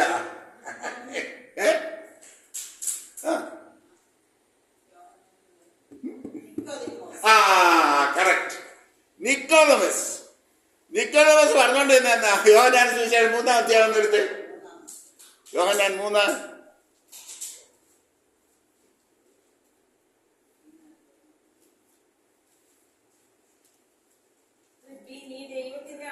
പ്രഭി, നീ ദൈവത്തിന്റെ അടുക്കൽ നിന്ന് വന്ന ഉപദേഷ്ടാവായി വന്നിരിക്കുന്നുവെന്ന് ഞങ്ങൾ അറിയുന്ന. ആരാ പറയുന്നേ? നിക്കോദമോസ്, പരീക്ഷ പ്രമാണി. എല്ലാരും കർത്താവിനെ ഇങ്ങനെ കല്ലെറിയാൻ നോക്കിയിരിക്കുമ്പോൾ പരീക്ഷന്മാരുടെ പ്രമാണികളുടെ കൂട്ടത്തിൽ ഒരുത്തൻ വന്നിട്ട് കർത്താവിനോട് പറയാ, കർത്താവേ, നീ ദൈവത്തിൽ നിന്ന് വന്ന ഉപദേഷ്ടാവാണെന്ന് ഞങ്ങൾ അറിയുന്നു അല്ലേ. ഓ, എന്തൊരു വലിയ പ്രശംസയാ. എടുത്ത വഴി കർത്താവിനോടെന്ന് പറഞ്ഞു, ആമേൻ ആമേൻ, ഞാൻ നിന്നോട് പറയുന്നു, പുതുതായി ജനിച്ചില്ലെങ്കിൽ ഈയുടെ മുഖത്തടിച്ചതുപോലെ കർത്താവ് മറുപടി പറഞ്ഞില്ലേ. കർത്താവിന് ആരുടെയും പ്രശംസ വേണ്ട. നമ്മളാരും കർത്താവിനെ പൊക്കുകയും വേണ്ട, താറ്റുകയും വേണ്ട. അവൻ പൊങ്ങത്തുമില്ല, താഴത്തുമില്ല. അവനായിരിക്കുന്ന അവസ്ഥയ്ക്ക് ഒരു മാറ്റമില്ല. അവൻ ഇന്നലെയും ഇന്നും എന്നേക്കും അനന്യൻ അനന്യൻ അനന്യൻ. അവന് മാറ്റമില്ല. ഗതിഭേദത്താലുള്ള ആച്ഛാദനം അവനില്ല. കാലം മാറുന്നതിനനുസരിച്ച് കർത്താവിന് മാറ്റമില്ല. He is the same yesterday, today and forever. Hallelujah. ഞാൻ മുമ്പോട്ട് പോകട്ടെ. നമ്മുടെ വിളിക്ക് യോഗ്യമാകുമെന്ന്, നമ്മളെ എന്തിനാണോ ദൈവം വിളിച്ചത് ആ വിളിക്ക് യോഗ്യമാകുമെന്ന് നാം നടക്കണം. പിന്നെ നമ്മുടെ കർത്താവിന് യോഗ്യമാവണ്ണം നടക്കണം അല്ലേ. ഈ കർത്താവിന് യോഗ്യമാവണ്ണം നടക്കണം എന്ന് പറഞ്ഞാൽ, പഴയ കാലത്ത് ഈ നമ്മള് ഈ പെൺകുട്ടികളൊക്കെ അല്പം ഫാഷനബിളായിട്ടൊക്കെ വസ്ത്രധാരണം ചെയ്തുകൊണ്ട് പുറത്തിറങ്ങിയാൽ നാട്ടുകാർ പറയുന്നൊരു കാര്യമുണ്ട്. എന്തുവാ? ഏ ഓ, ആ കുടുംബത്തിന് ചേർന്നല്ലോ ഈ പെണ്ണ്. ഇവൾ എവിടെന്നാ വന്നേ? കാരണം ആ കുടുംബത്തെ കുറിച്ചൊരു പേരുണ്ട് അല്ലേ? ചില നമുക്കറിയാം, പണ്ട് കാലത്തൊക്കെ ചില കുടുംബങ്ങളെ കുറിച്ചും അവരുടെ ജീവിത രീതിയെക്കുറിച്ചും അവരുടെ കാരണവന്മാരെ കുറിച്ചും ഒക്കെ നാട്ടുകാർക്ക് വലിയ മതിപ്പാണ്. അങ്ങനെയുള്ളൊരു ഭവനത്തിൽ നിന്ന് ഒരുവൻ കള്ളും കുടിച്ച് പെണ്ണും പിടിച്ച് നടക്കുന്ന കാണുമ്പോ ജനമെല്ലാം പറയൂ, ഇവൻ ആ കുടുംബത്തിന് പേരുദോഷം വരുത്തുമല്ലോ. അങ്ങനെയാണെങ്കിൽ നമ്മൾ നമ്മുടെ നടപ്പ് മുഖാന്തരം കർത്താവിന് പേരുദോഷം വരുത്തരുത്.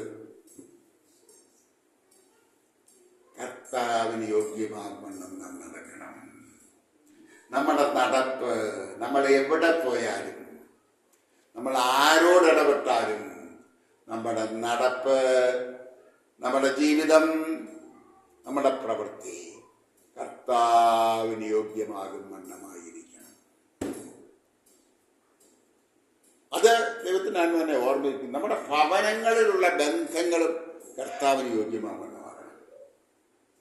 ദൈവത്തിൻ്റെ ആത്മാവ് ഓർമ്മിപ്പിച്ചതുകൊണ്ട് ഞാൻ പറയാം, നമ്മുടെ ഭവനങ്ങളിലെ ബന്ധങ്ങൾ അത് കർത്താവിന് യോഗ്യമാകണം. മറ്റുള്ളവരെ കാണിക്കാനല്ല, കർത്താവിന് യോഗ്യമാകണം. ഞാൻ അത്രയും പറഞ്ഞ് അവിടെ വിടാനായിട്ട് ആഗ്രഹിക്കുകയാണ്. ആറാമതായിട്ട്, കർത്താവിൻ്റെ വരവെങ്കിൽ അവൻ്റെ സന്നിധിയിൽ നമുക്ക് എത്രത്തോളം ആത്മാക്കളെ കൊണ്ട് പ്രസന്റ് ചെയ്യാൻ പറ്റുമോ അത്രത്തോളം ആത്മാക്കളെ കർത്താവിൻ്റെ സന്നിധിയിൽ പ്രസന്റ് ചെയ്യാൻ കഴിയണം. വളരെ മനോഹരമായ ഒരു പാട്ടുണ്ട്. ഒരു ദേഹിയുമില്ലാതെ എൻ രക്ഷകൻ സന്നിധിയിൽ എങ്ങനെ ഞാൻ ചെല്ലും. ഒരു ദേഹിയെങ്കിലും എന്നോടൊപ്പം ഉണ്ടായിരിക്കാൻ. കർത്താവേ, കർത്താവിനറിയാം, നമ്മൾ പറയേണ്ട കാര്യമൊന്നുമില്ല. നമ്മൾ സുവിശേഷം പറഞ്ഞു. ആ വ്യക്തി ചിലപ്പം അപ്പം രക്ഷിക്കപ്പെട്ടിട്ടില്ലായിരിക്കും, പക്ഷെ വർഷങ്ങൾക്ക് ശേഷം ആ വചനം അദ്ദേഹത്തിന്റെ ഉള്ളിൽ കിടക്കും. ആ വ്യക്തിയെ രൂപാന്തരപ്പെടും. എനിക്ക് വ്യക്തമായ അനുഭവങ്ങളുണ്ട്. ഒരാളുടെ അനുഭവം പറയാൻ ദൈവത്തിന്റെ ആത്മാവിനെ പ്രേരിപ്പിക്കുന്നുണ്ട് പറയാം. അദ്ദേഹത്തിന് ഞാൻ ഈ പുസ്തകം അയച്ചു കൊടുക്കും, അത് കേൾക്കുകയും ചെയ്യും. ഒരു ഡോക്ടർ ജോർജ് മൻ, വളരെ പ്രശസ്തമായ ഒരു കുടുംബത്തിൽ നിന്ന് വന്നതായിട്ടുള്ള വളരെ എക്സ്പെർട്ടായിട്ടുള്ള സർജൻ. അദ്ദേഹം കണ്ണൂര് ഒരു നേഴ്സിംഗ് ഹോമിൽ അവിടുത്തെ പ്രധാനപ്പെട്ട സർജനായിരിക്കുമ്പോൾ ഞങ്ങൾ സുവിശേഷം പറയാൻ ചെന്നു. പക്ഷെ അന്ന് അദ്ദേഹത്തിന് അത് അക്സെപ്റ്റ് ചെയ്യാൻ കഴിഞ്ഞില്ല. ഞങ്ങൾ വേറെ ഡോക്ടറെയൊക്കെ കൂട്ടിയാണ് പോയത്. വലിയ പ്രതീക്ഷയോടുകൂടെയൊക്കെയാണ് ചെന്നത്. പക്ഷേ അദ്ദേഹത്തിന് ആ സമയത്ത് തീരുമാനമെടുക്കാനായിട്ട് ഒരു സാഹചര്യം എന്താണെന്ന് എനിക്കറിയത്തില്ല. ഏതായാലും അദ്ദേഹം ഒന്ന് തീരുമാനമെടുത്തില്ല. എത്രയോ വർഷങ്ങൾ കഴിഞ്ഞു, എത്ര വർഷങ്ങൾ. അദ്ദേഹത്തിൻ്റെ വൈഫ് മാവേലിക്കര പോളച്ചിറക്കിലെയാണ്, മാവേലിക്കര പോളച്ചിറക്കിലെയാണ് അദ്ദേഹത്തിൻ്റെ ഭാര്യ. വലിയ ഉന്നതമായ കുടുംബം, വളരെ ധനാഢ്യം. ഡോക്ടറിൻ്റെ ഫാമിലിയും ചെങ്ങന്നൂര് ഒരു വലിയ ഹോസ്പിറ്റലുണ്ട്, എന്തോ മാമൻ മെമ്മോറിയൽ ഹോസ്പിറ്റലിൻ്റെ ഓണറിൻ്റെ മോനാണ് ചെങ്ങന്നൂര്, ആ ടൗണിൽ തന്നെ ഉള്ള വളരെ പ്രശസ്തമായ കുടുംബം, വളരെ സമ്പന്നമായ കുടുംബം. അദ്ദേഹം അവിടെ ചെന്ന്, പക്ഷേ അദ്ദേഹം സിംഗപ്പൂരിൽ ചെന്നു. സിംഗപ്പൂരിൽ അവിടുത്തെ ഒരു ഹോസ്പിറ്റൽ, സിംഗപ്പൂർ അന്ന് മലേഷ്യ, ഏതോ ഒരു ഹോസ്പിറ്റലിൽ, മലേഷ്യ ഹോസ്പിറ്റലിൽ അദ്ദേഹത്തെ ചീഫ് സർജനായിട്ട് അദ്ദേഹം അവിടെ വർക്ക് ചെയ്യാണ്. അപ്പം അദ്ദേഹം ഞായറാഴ്ചയായപ്പോൾ ഒരു കണ്ണൂർ ഭർത്തവപ്പള്ളി വെച്ച് ഞങ്ങൾ പരിചയപ്പെട്ടു. ഞായറാഴ്ചയായപ്പോൾ ഞങ്ങൾ ഈ ഡോക്ടർ പറഞ്ഞു, അതിൽ ഞാൻ പറഞ്ഞു വന്നത്, ഞാൻ കുറേ വർഷങ്ങൾക്ക് ശേഷം ഒരു 4-5 വർഷം മുമ്പ് എനിക്ക് ഒരു കോള് കിട്ടി ഈ ഡോക്ടർ ജോർജിമനിൽ നിന്ന്. സാർ എവിടെ താമസിക്കും? ഞാൻ പറഞ്ഞു ഇങ്ങനെ കാക്കനാട. സാറ് രക്ഷിക്കപ്പെട്ട്, സാർ സ്നാനപ്പെട്ട് വേർപെട്ടെന്ന് ഞാൻ അറിഞ്ഞു, ശരിയാണെന്ന് ചോദിച്ചു. ഞാൻ പറഞ്ഞു അതെ. അപ്പം ഞാൻ അന്തപ്പെട്ടു. ഞാൻ വിചാരിച്ചത് ഈ ഡോക്ടർ ഇങ്ങനെ ചോദിക്കുന്നത്. അപ്പം ഞാൻ ചോദിച്ചു, ഡോക്ടർ ഇപ്പോൾ എവിടെ? സാറേ, ഞാൻ സ്നാനപ്പെട്ടു. ഞങ്ങൾ ഇപ്പോഴ് മലേഷ്യയിലൊരു വളരെ നല്ല ചർച്ചിൽ ആരാധിക്കുന്നത്. ഞാൻ സത്യം പറഞ്ഞാൽ അന്തം വിട്ടുപോയി. ഞാൻ ചോദിച്ചു, ഡോക്ടർ രക്ഷിക്കപ്പെട്ട് സ്നാനപ്പെട്ടിരുന്നു? അപ്പം അദ്ദേഹം പറഞ്ഞു, സാറേ, ഞാൻ അവിടെ ജോലിക്ക് ഇരുന്നപ്പോൾ കഴിഞ്ഞപ്പം എൻ്റെ ഹോസ്പിറ്റലിൻ്റെ ഡയറക്ടറുണ്ട്. എൻ്റെ ഡിപ്പാർട്ട്മെൻറ്റ് സർജറി തന്നെ അദ്ദേഹത്തിൻ്റെ ഡിപ്പാർട്ട്മെൻറ്റ്. അദ്ദേഹം എന്നോട് ഞായറാഴ്ച രാവിലെ ആയപ്പം ചോദിച്ചു, mister George where are you going for worship? അപ്പോൾ ഇദ്ദേഹം പറഞ്ഞു, എനിക്കിവിടെ ഒരു ചർച്ചൊന്നും അറിയത്തില്ല, ആകപ്പാട് അടുത്തുള്ള ഒരു ചർച്ച ഓർത്തഡോക്സ് ചർച്ച, അവിടെ പോകാൻ എനിക്ക് താല്പര്യമില്ല. അപ്പം പുള്ളി അദ്ദേഹത്തോട് ചോദിച്ചു, mister George why don't you come to our church? അപ്പം അദ്ദേഹം വർക്ക് ചെയ്യുന്ന ഹോസ്പിറ്റൽ അതൊരു പ്രൈവറ്റ് ഹോസ്പിറ്റലാണ്, ഡയറക്ടറാണ്, സീനിയറാണ്. അദ്ദേഹം വിളിക്കുമ്പോൾ എങ്ങനെയാണ് നോ എന്ന് പറയാൻ പറ്റുന്നത്? അദ്ദേഹം പറഞ്ഞു, ഞാൻ യെസ് ഐ വിൽ കം എന്ന് പറഞ്ഞു. ഞായറാഴ്ച ആയപ്പോൾ മടിച്ച് ഭാര്യയും കൂട്ടി ഇദ്ദേഹത്തോടൊപ്പം ആരാധനയ്ക്ക്. അവർ ആരാധനയ്ക്ക് ചെന്നപ്പം ഭയങ്കര ദൈവകൃപയുള്ളൊരു ദൈവദാസനാണ് ശുശ്രൂഷിക്കുന്നത്. അദ്ദേഹം ഓരോരുത്തരോട് ദൂത് പറയുന്നു, അദ്ദേഹം തലയെ കൈവച്ച് പ്രാർത്ഥിക്കുന്നു, പ്രാർത്ഥിക്കുന്നവർ അഭിഷേകം പ്രാപിക്കുന്നു, വെളിപ്പാടുകൾ ഉണ്ടാകുന്നു. ഇതെല്ലാം കൂടെ കണ്ട് പുള്ളി ആകെ അന്തം വിട്ട് നിൽക്കുക. അപ്പം പുള്ളി എന്ത് ചെയ്തെന്നറിയാം, പുള്ളിയുടെ വാക്കുകൾ തന്നെ. പുള്ളി എന്താണെന്ന് വെച്ചാൽ, ഈ മനുഷ്യൻ ഈ ഡോക്ടർ ജോർജ് വൈഫ് നിൽക്കുന്ന സ്ഥലത്തേക്ക് വരുമ്പോൾ രണ്ടുപേരും തന്ത്രപൂർവ്വം അപ്പുറത്തെ സൈഡിലേക്ക് മാറും. അദ്ദേഹം അപ്പുറത്തെ സൈഡിലേക്ക് വരുമ്പോൾ ഒരു തന്ത്രപൂർവ്വം ഇപ്പുറത്തെ സൈഡിലേക്ക് മാറും. അങ്ങനെ കുറേ നാൾ ചുറ്റി കഴിച്ചു. ഇതെല്ലാം കഴിഞ്ഞ് ഇദ്ദേഹത്തിൻ്റെ ജീവിതത്തിൽ ഇദ്ദേഹം ചില മിറക്കിൾസ് അവിടെ കണ്ടു. അദ്ദേഹം ഹോസ്പിറ്റലിൽ നിന്ന് രക്ഷയില്ലെന്ന് പറഞ്ഞു വിട്ട പേഷ്യൻസ് അവിടെ സ്ട്രെച്ചർ കൊണ്ടുവന്നവർ ഹീൽഡായിട്ട് എഴുന്നേറ്റ് പോകും. ഡോക്ടർ ചെയ്യുമ്പോൾ ഇതെന്തുവാ ഇത്? അപ്പം ഞാൻ ഈ കേൾക്കുന്നതൊക്കെ സത്യമാണ്. ദൈവം ആ മനുഷ്യൻ്റെ ഉള്ളിൽ പ്രവർത്തിക്കാൻ തുടങ്ങി. അത് കഴിഞ്ഞ് അദ്ദേഹത്തിൻ്റെ സ്വന്തം ജീവിതത്തിൽ തന്നെ ചില അത്ഭുതങ്ങൾ, ഒറ്റ മിറക്കിൾ മാത്രം ഞാൻ പറയാനായിട്ട് ആഗ്രഹിക്കുക. ഒരു ക്യാൻസർ പേഷ്യൻ്റ് ഇല്ല, 4th സ്റ്റേജാണ്, സർജറി ചെയ്തിട്ട് ഒരു കാര്യമില്ല. ഇദ്ദേഹം തന്നെ പറഞ്ഞു, സർജറി ചെയ്തിട്ട് ഒരു കാര്യമില്ല, ചിലപ്പോൾ ഞാൻ സർജറി ചെയ്താൽ ടേബിളിൽ വെച്ച് തന്നെ ഇദ്ദേഹം മരിച്ചു പോകും, അതുകൊണ്ട് ഞാൻ ചെയ്യത്തില്ലെന്ന് പറഞ്ഞു. അപ്പോൾ ഇവർ നിർബന്ധിച്ച്, ഡോക്ടറെ സാരമില്ല, ഡോക്ടർ ചെയ്യും, എന്ത് വന്നാലും ഞങ്ങൾ സഹിച്ചോളാം എന്ന് പറഞ്ഞൊക്കെ എഴുതി ഒപ്പിട്ട് കൊടുത്ത് ഈ ഡോക്ടർ സർജറി ചെയ്തു. അദ്ദേഹം പറയുന്നത് ഏതാണ്ട് 8 മണിക്കൂറോളം നീണ്ട സർജറിയായി. സർജറി ചെയ്തു, ക്യാൻസർ ബാധിച്ച ഭാഗമൊക്കെ എടുത്തു കളഞ്ഞു. അത് കഴിഞ്ഞ് എല്ലാം തുന്നിക്കെട്ടി മോഷൻ പോകാനായിട്ട് പുറത്ത് ബാഗും ഫിറ്റ് ചെയ്ത് കഴിഞ്ഞപ്പോൾ നേഴ്സ് പെട്ടെന്ന് പുള്ളിയുടെ കൈ തട്ടിയിട്ട് പറഞ്ഞു, മോണിറ്റർ നോക്കാൻ പറഞ്ഞു. മോണിറ്റർ നോക്കിയപ്പോൾ ഹാർട്ട് ബീറ്റ് ഇല്ല. അദ്ദേഹം പറഞ്ഞു, ഞാൻ അങ്ങ് സങ്കടപ്പെട്ടു, എന്ത് ചെയ്യണമെന്ന് എനിക്കറിയത്തില്ല, ഞാൻ 8 മണിക്കൂർ കഷ്ടപ്പെട്ടത് വെറുതെ ആയിപ്പോയല്ലോ. എന്നിട്ട് എങ്ങനെയൊക്കെയോ അദ്ദേഹം അത് വയറ് സ്റ്റിച്ച് ചെയ്ത് വെച്ചിട്ട് അവിടുന്ന് പുറത്തിറങ്ങി. എന്നാൽ നേഴ്സുമാർ, അവിടുത്തെ സിസ്റ്റം അനുസരിച്ച് ഡോക്ടേഴ്സ്, അതിന് സർട്ടിഫൈ ചെയ്യേണ്ട ഡോക്ടേഴ്സ് ഉണ്ട്. പെട്ടെന്ന് അവർ വന്നിട്ട് നോക്കിയിട്ട് ജോർജ് പറഞ്ഞു, doctor George very sorry, your patient is no more, it's dead and gone. Certify ചെയ്ത് കഴിഞ്ഞ് ഈ ഡോക്ടർ വളരെ വിഷമിച്ച്, ചിലപ്പോൾ ഒരു എക്സാജറേഷൻ അപ്പുറമൊക്കെ മാറിയിട്ടുണ്ടാകും, അദ്ദേഹം വളരെ വിഷമിച്ച് തൻ്റെ റൂമിലിരിക്കുന്ന സമയത്ത് പെട്ടെന്ന് സിസ്റ്റർ ഓടി വന്നിട്ട് പറഞ്ഞു, മിസ്റ്റർ ജോർജ് കം ക്വിക്ക്ലി. അപ്പം എന്താന്ന് ചോദിച്ചിട്ട് ഇവർ പറഞ്ഞില്ലേ, ഡോക്ടർ കം ആൻഡ് സീ. ചെന്നപ്പം ഈ മരിച്ച മനുഷ്യനെ എഴുന്നേറ്റിരിക്കുക. എന്നിട്ട് അദ്ദേഹം ഡോക്ടർ ജോർജ്മനോട് പറഞ്ഞു, Georgeman, do you want to know what has happened to me? എനിക്ക് സംഭവിച്ചെന്താണെന്ന് നിനക്കറിയാമോ? After surgery I saw my soul is departing from my body. എൻ്റെ ശരീരത്തിൽ നിന്ന് ആത്മാവ് പോകുന്നു ഞാൻ കണ്ടു. പക്ഷേ അല്പസെക്കൻഡുകൾക്ക് ശേഷം I saw my soul returning to my body. എൻ്റെ ശരീരത്തിലേക്ക് ആത്മാവ് മടങ്ങി വരുന്നത് ഞാൻ അനുഭവിച്ചറിഞ്ഞു. I saw the Lord. അവൻ പറഞ്ഞ് അവൻ ചാടി എഴുന്നേറ്റിരുന്നു. ആനന്ദോടുകൂടി ഡോക്ടർ പറഞ്ഞു, ഞാൻ സ്റ്റണ്ടായിപ്പോയി.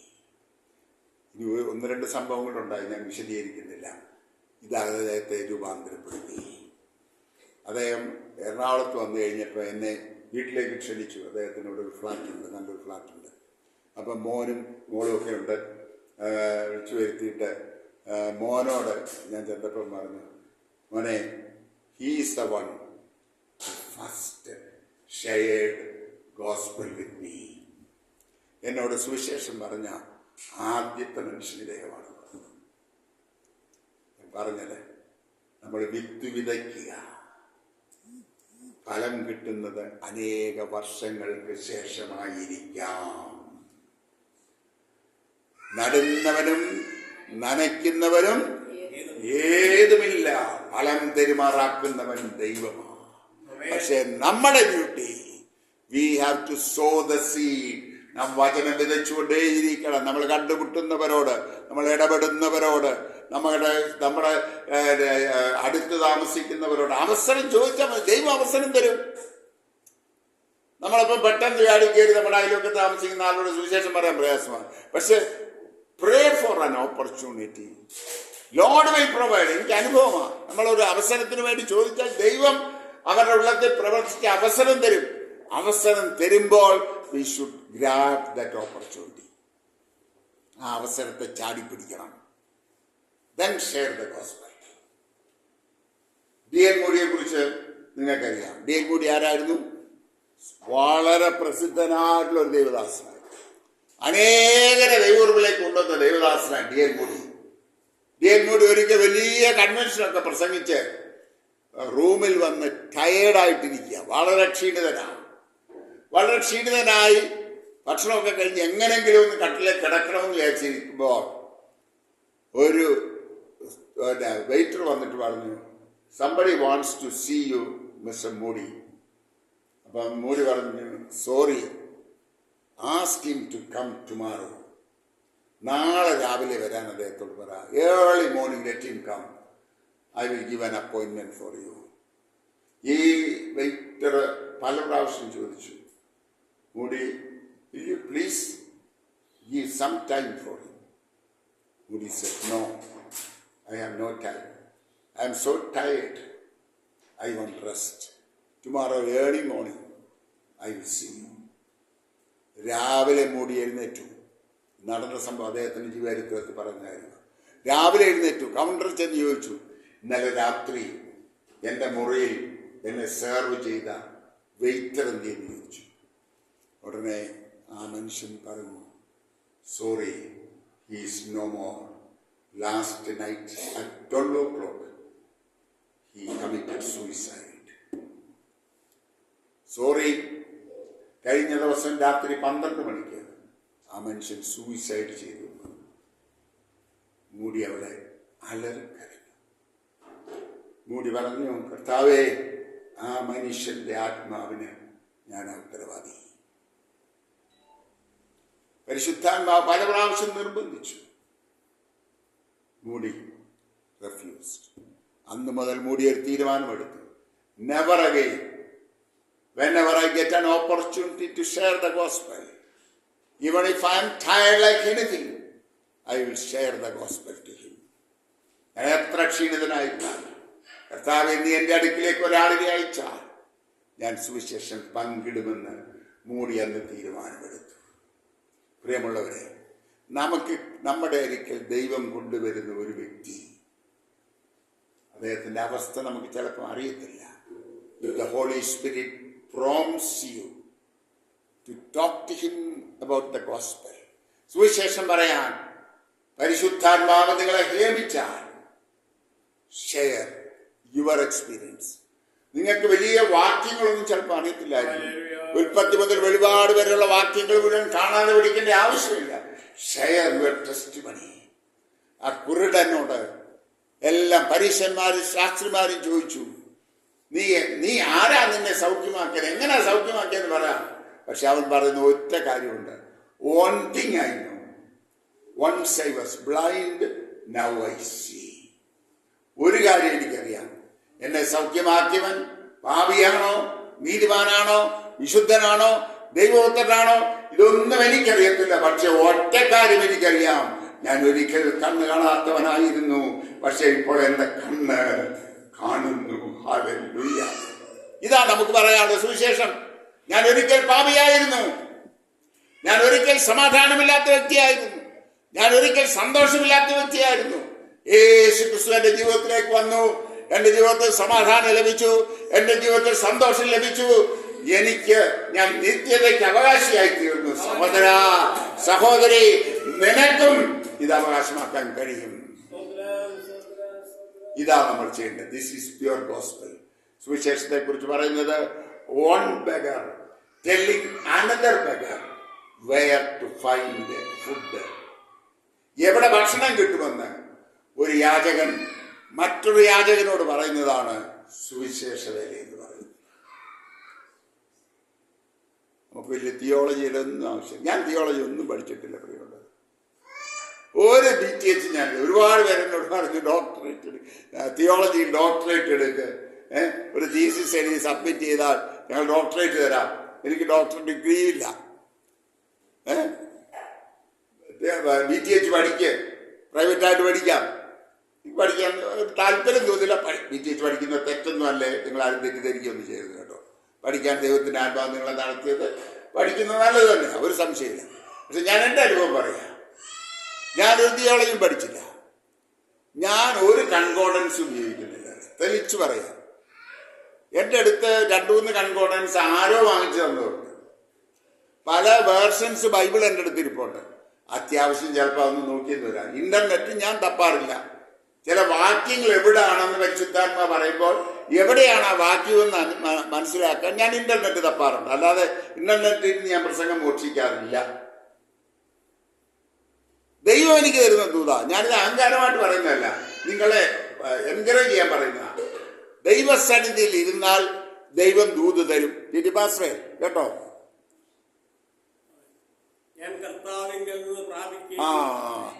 അറിയാം, വാക്യമൊക്കെ അറിയാം ലീനാമ്മ സഹോദരി. പക്ഷെ പ്രസംഗിക്കണം മാത്രമില്ല. അതോടെ പിടിച്ചു കയറ്റി നിർത്തേണ്ടി വരും നമുക്ക്. 80 വയസ്സ് കഴിഞ്ഞാൽ വീണ്ടും പ്രസംഗത്തിലേക്ക് വരും. ഓക്കെ, 75 മുതൽ 80 വരെ പഠിക്കുന്നവർക്ക് അവസരം. ഓട്ടെ, അത് നമ്മുടെ വിഷയമല്ലല്ലോ. പ്രിയപ്പെട്ടവരെ, വിളിച്ച വിളിക്ക് യോഗ്യഭാഗം വണ്ണം കർത്താവിനെ പ്രസാദിപ്പിച്ചുകൊണ്ട് കർത്താവിന്റെ മഹത്വത്തിനു വേണ്ടി അധ്വാനിപ്പാൻ, പ്രവർത്തിപ്പാൻ ദൈവം നമ്മളെ കുറിച്ച് ആഗ്രഹിക്കുക. കർത്താവ് നമ്മളെ കുറിച്ച് ആഗ്രഹിക്കുന്നത് we should be faithful servants. വലിയ എക്സ്പെർട്ട് ഒന്നും വേണ്ട. ഈ CV രാമനെ കുറിച്ച്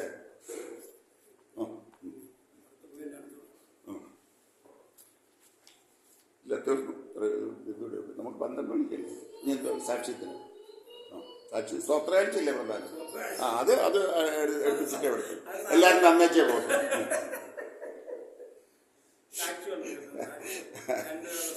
ഓക്കെ. ലാസ്റ്റിൽ ഒരു കാര്യം കൂടെ. ഈ CV രാമന് അദ്ദേഹത്തിന്റെ ഫേമസ് CV രാമൻ ആരാന്നറിയാം? ശാസ്ത്രജ്ഞൻ അല്ലേ? അദ്ദേഹത്തിന്റെ കണ്ടുപിടുത്തങ്ങളൊക്കെ വളരെ പ്രസിദ്ധമാണ്.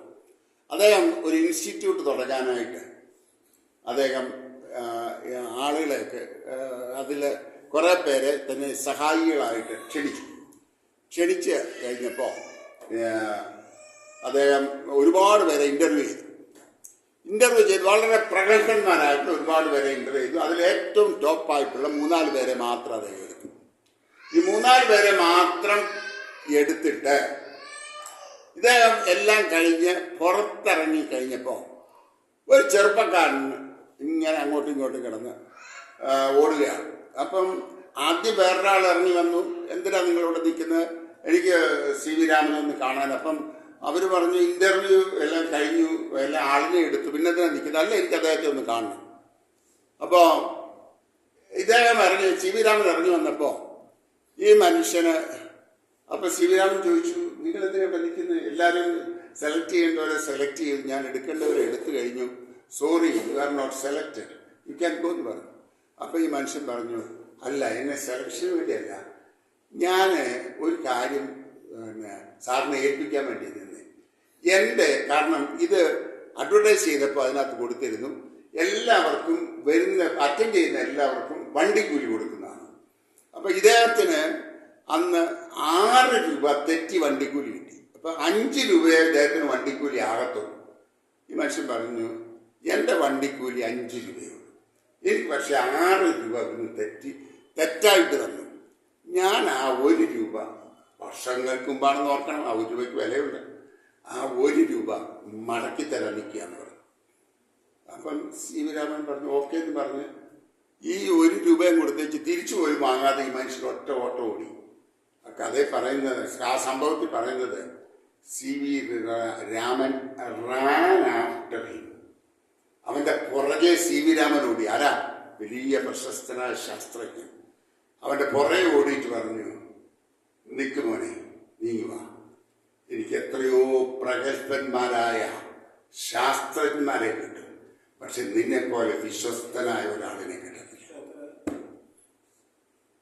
നിന്നെപ്പോലെ വിശ്വസ്തനായ ഒരാളിനെ എനിക്ക് കിട്ടത്തില്ല. കർത്താവ് എന്നെയും നിങ്ങളെയും കുറിച്ച് ആഗ്രഹിക്കുന്നത് നമ്മൾ വിശ്വസ്തരായിരിക്കണം. കഴിവല്ല, താലന്തല്ല, നമ്മുടെ നേട്ടങ്ങളല്ല, നമ്മുടെ വിശ്വസ്തതയാണ് അവൻ ആവശ്യം. നമ്മുടെ തലയുടെ മണക്കാം, പ്രാർത്ഥിക്കാം. നമ്മുടെ ഹൃദയത്തെ ഒന്ന് ശാന്തമായ ശോധന ചെയ്താൽ എങ്ങനെയുണ്ട് നമ്മുടെ ജീവിതം? ഞാൻ വചനമൊന്നും റിപ്പീറ്റ് ചെയ്യുന്നില്ല. ശോധന ചെയ്താട്ടെ.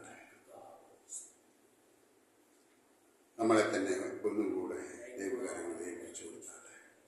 കർത്താവേ, നിന്റെ വരവിന് വേണ്ടി ഒരുങ്ങി കാത്തിരിപ്പാൻ, എന്നെ തന്നെ വിശുദ്ധിയിൽ സൂക്ഷിപ്പാൻ, അങ്ങ് എന്നെ ഏൽപ്പിക്കുന്ന വേല എന്തായിരുന്നാലും വിശ്വസ്തനായി അത് ചെയ്തെടുപ്പാൻ സ്വർഗം സഹായിക്കണേ. ഓരോരുത്തരും മൗനമായിട്ടാണെങ്കിൽ ഹൃദയം പ്രാർത്ഥിച്ചത് ഒരു സമർപ്പണത്തിന്റെ സമയമായി മാറട്ടെ. വചനം കേട്ട് നമ്മളിങ്ങനെ നല്ല പ്രസംഗമായിരുന്നെന്ന് പറഞ്ഞേച്ചു പോകാനല്ല വരുന്നത്.